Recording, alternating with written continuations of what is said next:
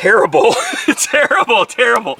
Hey guys, Dustin here, and today we're going to do a little shooting experiment. Now, you've probably heard that you never want to rest your rifle on the barrel. If you're shooting off a barricade, any kind of deer blind or bench, you don't want to rest on the barrel because it will cause a drift and mess up your harmonics and who knows what else. But the point is, you're gonna miss.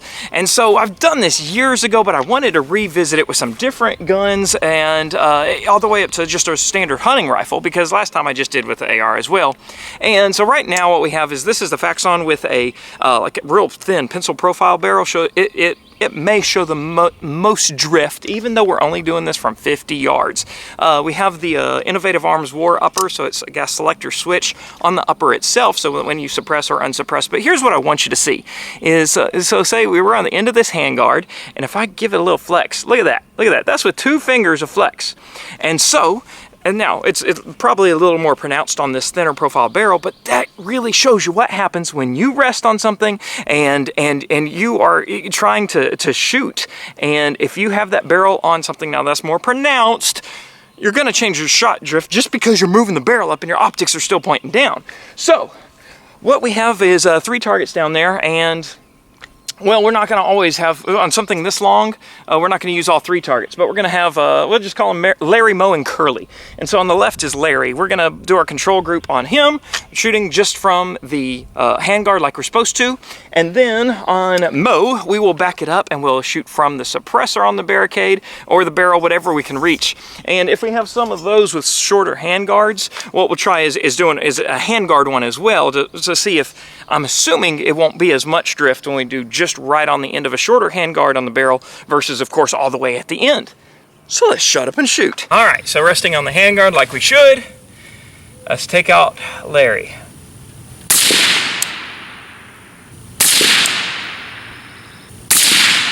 All right, now we're going to Moe, so we're gonna go right off the end. I mean, we could be real mean, but we're just gonna go right here like we weren't paying attention and we screwed up.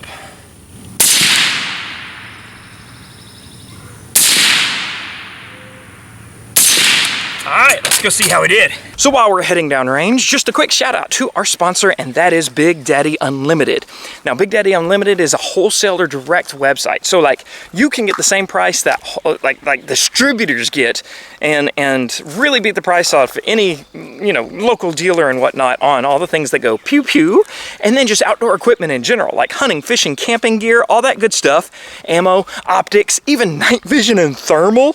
And then what was we had the Defiance rifle that we reviewed in the past, normally $700, right? I log into Big Daddy Unlimited, $550. RMR this week, the Trigon, the RMR 06, my favorite one, was $367 this week, and so you can really save some money. It's $9.99 a month, but for your first month, you can sign up at BigDaddyUnlimited.com/TopShotDustin. Don't forget that, because it supports the channel.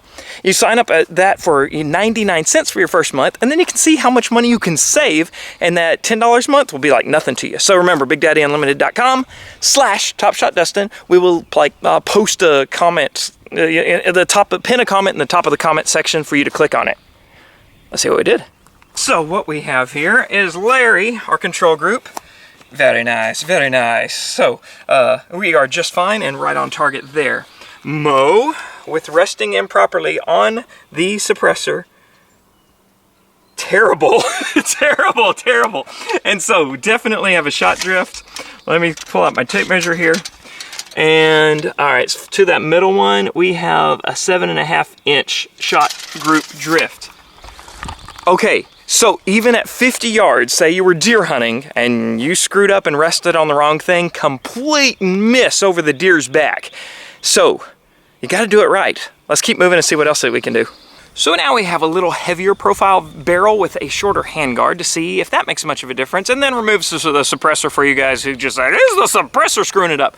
And it could be because that suppressor on the front, not screwing it up, but it could have caused more point of impact shift than you would normally see, because the suppressor itself has a pound of weight to flex your barrel lower. Anyway, this is the Advantage Arm side charging upper. We'll have more on it later. Yeah, that's right. And check it out, we still have the traditional parts. So anyway, stay tuned for that mess. And but That's all. So we're gonna go control, then we're gonna go like Larry, let's say Mo's next here, and then for Curly, we're gonna put it all the way at the muzzle brake. Shut up and shoot. Yeah, let's go with that position instead of sitting. That sounds good to me. All right, control group on Larry. Make sure these ears are in good.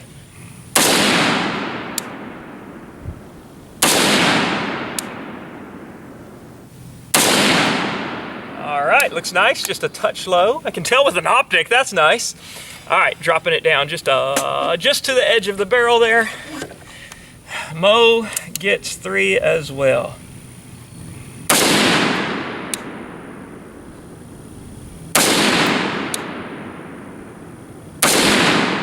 All right, consistent group, definitely higher. All right, now we're gonna go all the way to the end of the muzzle brake. This ought to be fun on my barricade. It may blast some paint away. All right, Curly, this is yours.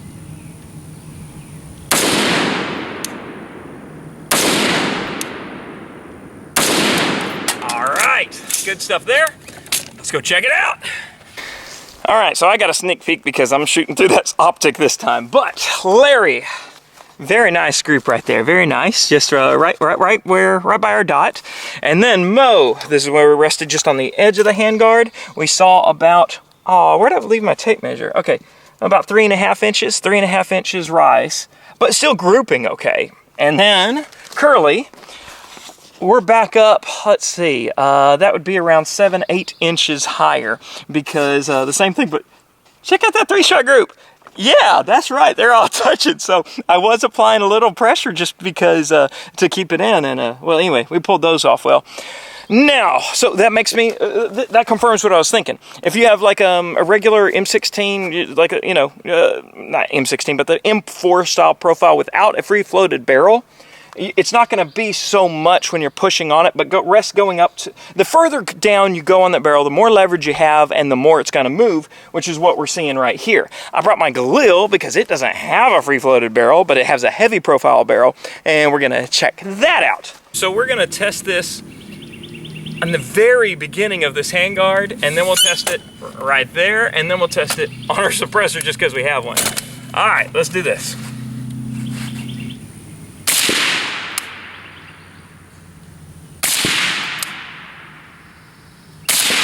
All right, that's 3 into Larry. You know what, I changed my mind. Let's go at the end of the handguard, and then we'll just go all the way to the front of the barrel, because not everybody's got a suppressor to mess with anyway, so we'll make this work for you.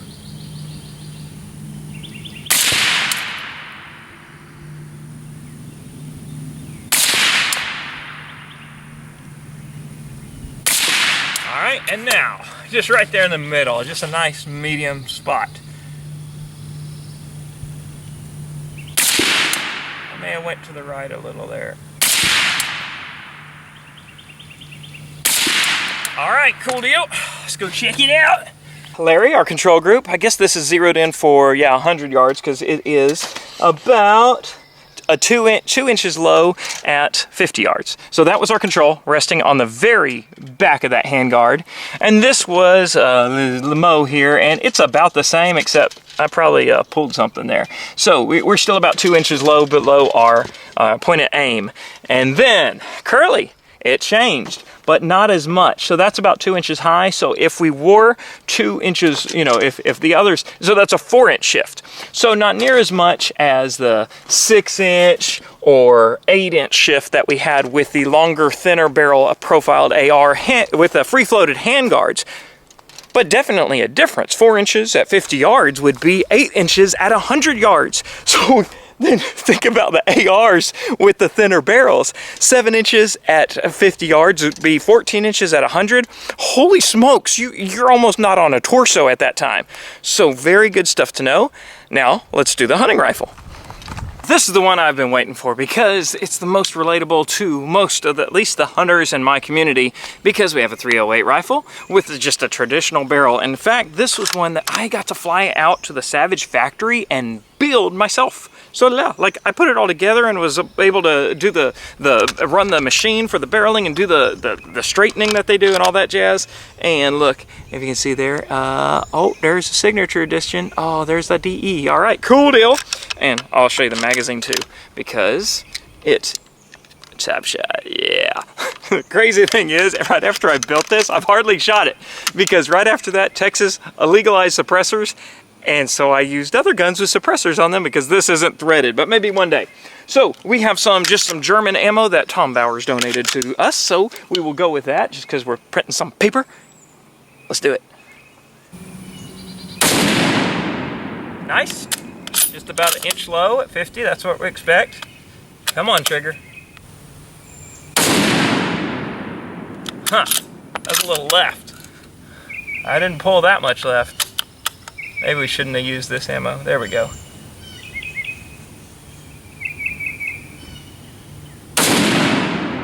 All right, our control group is there. Improper resting. All right, off the edge of that handguard. Gonna get in a position and send it. Ooh, I think I see a fly on the target. We're not gonna hit it though, so.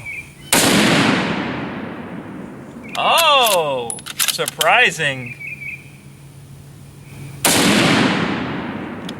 I am very surprised. Ha! All right, we're gonna reload again and go to the end of the barrel.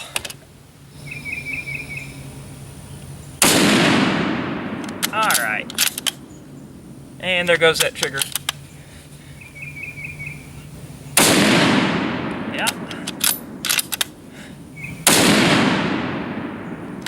All right, let's do it.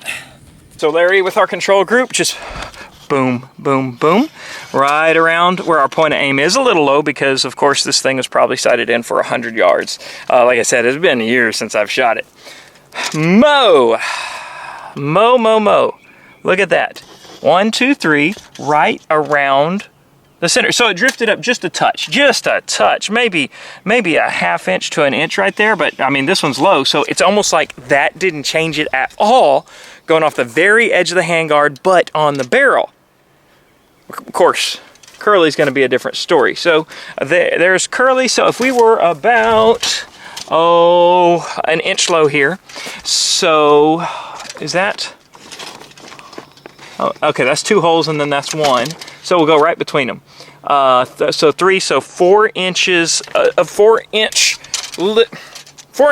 rise in elevation from 50 yards. But that was almost to the end of the barrel. But again, at 100 yards, that would have been 8 inches. And so while we didn't see much, I expected to see more drift there. We didn't have too much. But for the most part, yes, every time you rest your rifle barrel, your shots lift. And because this one's all the way up. So the main thing is, don't do it, guys. Make sure you're on the handguard and shooting properly. And so that's all we got to do today. So I did it so you don't have to. Thanks for watching. Remember to like and resubscribe because you will be unsubscribed. YouTube hates me. And then click the notification bell. And even then you won't get a notification, but it'll make you feel better, like you tried, right? At least you tried. Thanks for watching, and I'll see you next time.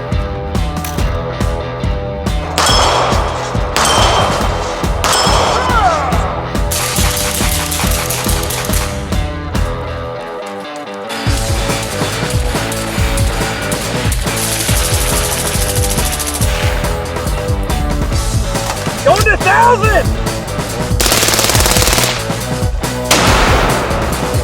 Woo!